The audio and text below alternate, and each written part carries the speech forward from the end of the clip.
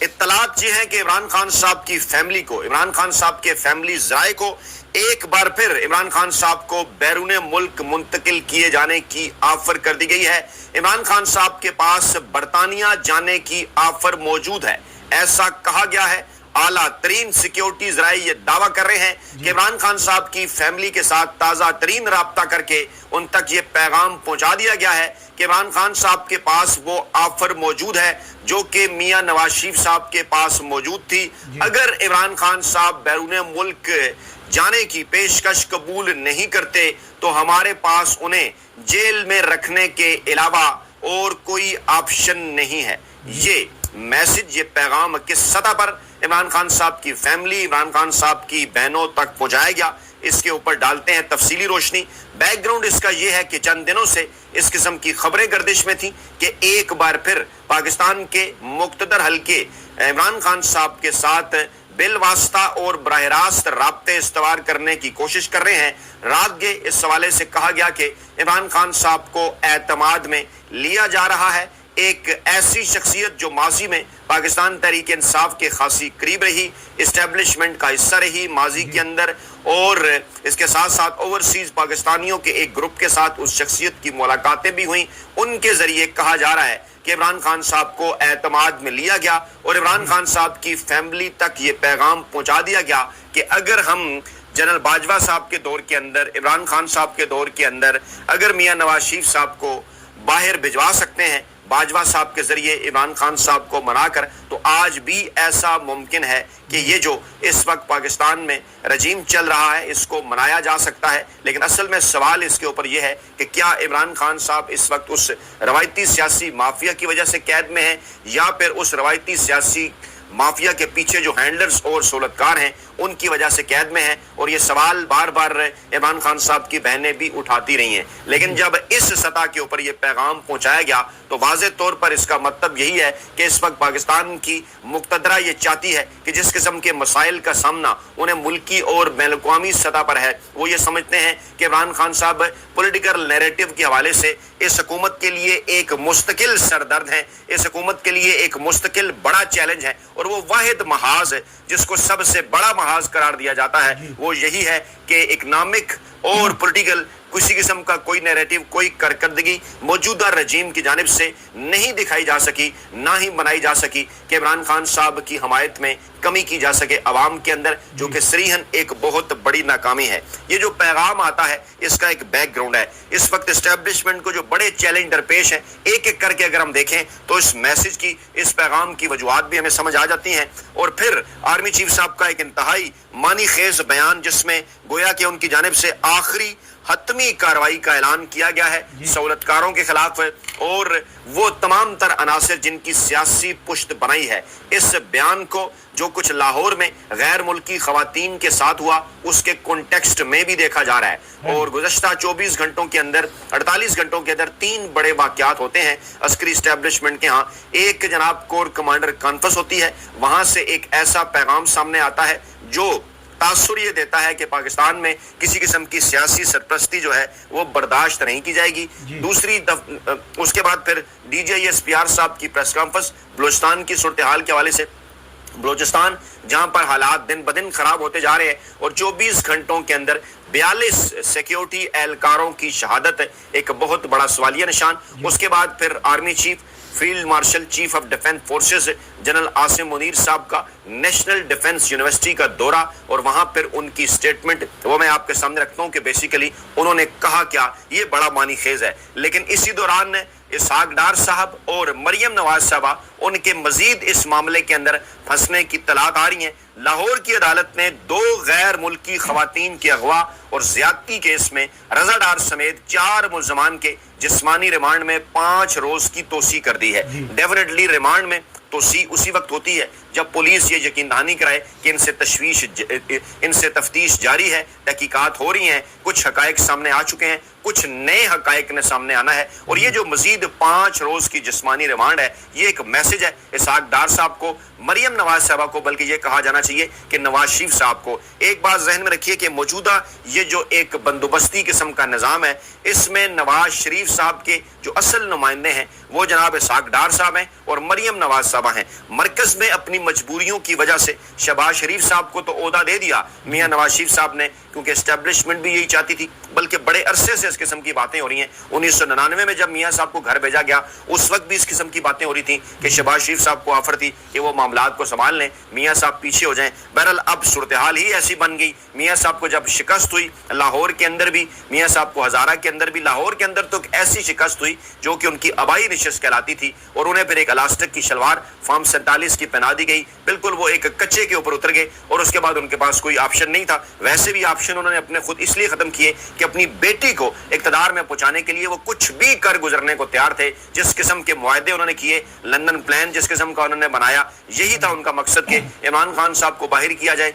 उनके खानदान की एंट्री की जाए, उन पर केसेस खत्म किए जाए। बज़ाहिर उन्हें इस किस्म की कामयाबियां तो मिली, लेकिन अवाम ने उन्हें मुकम्मल तौर पर मुस्तरद कर दिया। अब उनके पास यही ऑप्शन था कि मरियम नवाज साहबा को वो वज़ीर आला पंजाब, ऑप्शन क्या, उनकी ख्वाहिश यही थी, वो अपनी पूरी पॉलिटिकल लेगेसी मरियम नवाज साहबा को मुंतकिल करना चाहते थे, और आगे चलकर फिर उन्हें पाकिस्तान की वज़ीर-ए-आज़म भी बनाना चाहते थे। और अगली मनसूबाबंदी उनकी यही थी कि इसहाक डार साहब के खानदान के अंदर से अपने जो उनके बहनोई हैं, जो मरियम नवाज साहबा के और जो नवाज शरीफ साहब के दामाद हैं, यानी अस्मा नवाज साहबा के जो हस्बैंड हैं अली डार, उनके मुतल्लिक ये दावा किया जा रहा था कि जनाब वो मुस्तकबिल के वज़ीर आला पंजाब होंगे। ये पूरी तरतीब, पूरी गेम, पूरी शतरंज की गोटियां, कार्ड्स मियां साहब ने अपने लगा रखे थे, लेकिन ये मामला आ गया दरमियान में गैर मुल्की खवातीन के अगवा का, और अब ये आगे बढ़ता हुआ नजर आ रहा है। और ये जो मजीद 5 रोज का जो है वो जिस्मानी रिमांड है, जिसमें रजा डार है, सिकंदर खान है, हसन रजा है और साजिद अली, जिस्मानी रिमांड इनका पिछला खत्म हुआ तो उन्हें अदालत में पेश किया गया, मजिस्ट्रेट अजहर महमूद की अदालत में। वहां जनाब सरकारी वकील ने कहा कि हमने लैपटॉप, असलहा और गाड़ी की बरामदगी करना है, मजीद हमें 9 दिन का जिस्मानी रिमांड दिया जाए। अब लैपटॉप की जो बरामदगी होगी, डेफिनेटली जितने भी उनके कम्युनिकेशन जराए हैं वो मजीद खुलकर सामने आ जाएंगे, लैपटॉप भी, उनका मोबाइल भी, टेलीफोन भी। फिर असला और गाड़ी की बरामदगी, असला कहाँ से आया, गाड़ी कहां से आई। फिर 2 मुलजमों सिकंदर और साजिद की जानिब से उनके वकील पेश हुए और कहा जनाब कि मुलजिम साजिद सिक्योरिटी गार्ड है, गरीब घराने से ताल्लुक रखता है, सिकंदर का जाती कारोबार है, दोनों मुलजिम मुकदमे में नामजद नहीं है, ज़िमनी बयान की रोशनी में गिरफ्तार किया गया और बड़े मुलजिमों को बचाने के लिए गरीबों को फंसाया जा रहा है। ये बड़ा इंपॉर्टेंट नुकता था जो उन दोनों के वकीलों की जानिब से सामने आया कि मरकजी मुलजिम बास है, मगर अभी तक उसे किसी अदालत में पेश नहीं किया गया। ये मुलजमान के वकील खुद बात कर रहे हैं, कौन, जो कि साजिद के वकील हैं, जो कि सिकंदर के वकील हैं, यानी वो भी इस बात की जानिब इशारा कर रहे हैं कि जो रजादार है और जो असल में उसका बास है, उसकी जानिब तो जनाब किसी किस्म की कोई उनके खिलाफ कार्रवाई नहीं हो रही, लेकिन ये जो मजीद जिस्मानी रिमांड दे दिया गया है, ये इस जानिब इशारा करता है कि ये जो कार्रवाई है ये आगे बढ़ेगी। अब इस बैकग्राउंड के तनाजर में आप जरा जो है वो आर्मी चीफ साहब के बयान को देखिए, और वो बयान हम पहले आपके सामने रखते हैं कि सरहद पार से होने वाली दहशतगर्दी को रियासत की पूरी कुव्वत से कुचल दिया जाएगा। और नेशनल डिफेंस यूनिवर्सिटी का आर्मी चीफ ने दौरा किया, national security and war course के ग्रेजुएट अफसरान से खिताब किया, तीनों मुसल्लह अफवाज के अफसरान थे वहां पर, और फिर इस मौके पर उन्होंने कहा कि हम जो अस्करी और सिविल क़यादत को जो हाइब्रिड खतरात हैं उनका मुकाबला करने के लिए हम इस वक्त अपनी अफवाज को आरास्ता कर रहे हैं। और फिर जनाब उन्होंने कहा कि दुश्मन एजेंसियों की सरपरस्ती में काम करने वाले प्रॉक्सी अनासर की तमाम कोशिशें नाकाम होंगी और सरहद पार से होने वाली दहशतगर्दी को रियासत की पूरी कुव्वत के साथ कुचल दिया जाएगा। मुसल्लह अफवाज दुश्मन की इंटेलिजेंस एजेंसियों से मुकम्मल बाखबर है, प्रॉक्सी नासर को पाकिस्तान के अमन और खुशहाली को नुकसान पहुंचाने की हरगिज इजाजत नहीं देंगे। अफवाज कौम की हिमायत के साथ इन प्रॉक्सी अनासर के ठिकानों का खात्मा यकीनी बनाएगी, जबकि दहशतगर्दों के सलतकारों का मुकम्मल खात्मा करेंगे। ये बड़ा एक इंपॉर्टेंट जुमला, पहले माजी में इसे शायद खैबर पख्तूनख्वा के तनाजुर में इस्तेमाल किया जाता था, लेकिन अब के बाद इसका एक बिल्कुल मुख्तलिफ तासुर लिया जा रहा है, खास तौर पर कि जनाब प्रॉक्सी अनासर के ठिकाने, एक तो बलूचिस्तान की सूरत हाल है, इसके साथ साथ उस बॉर्डर के ऊपर जो जिस किस्म की सूरत हाल है वो जनाब आपके सामने है, इसके साथ साथ बलूचिस्तान के साथ मामलात हैं, भारत के साथ मामलात है, ये तमाम तर मामलात अपनी जगह, लेकिन ऐसे तमाम चैलेंजेस से निबरदा जमा होने के लिए एक अवाम की हमायत का जो है वो मुसल्लह अफवाज के पीछे होना از حد ضروری ہے, اور اس قسم کے پیغامات پاکستان کی سیکیورٹی ایجنسیز کی جانب سے پاکستان کی عسکری قیادت کو پہلے بھی دیے جا چکے ہیں کہ جب تک آپ کے پیچھے عوامی حمایت نہیں ہوگی اس وقت تک آپ کی دہشت گردوں کے خلاف, ان کے سہولتکاروں کے خلاف اور کسی بھی دشمن کے خلاف جو کاروائیاں ہیں اس کے پیچھے اگر پاکستانی عوام